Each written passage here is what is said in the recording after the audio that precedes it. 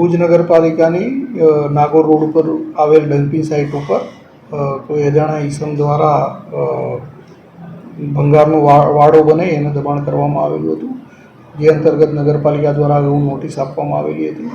Notice આપ્યા પછી દબાણ દૂર ના કરતા આજે નગરપાલિકાએ પોલીસ બંદોબસ્ત રાખી અને દબાણ દૂર કરેલ છે.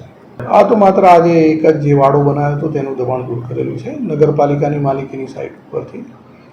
બાકી દબાણ દૂર કરવાની કાર્યવાહી નગરપાલિકા સતત હાથ ધરી જ રહી છે. નગરપાલિકાની માલિકીની અન્ય કોઈ જગ્યા ઉપર દબાણ થયું હોય એવું અત્યારે ધ્યાન ઉપર આવેલું નથી, પણ આ બાબતો કોઈ ધ્યાન ઉપર આવશે તો નગરપાલિકા તે દબાણો દૂર કરશે.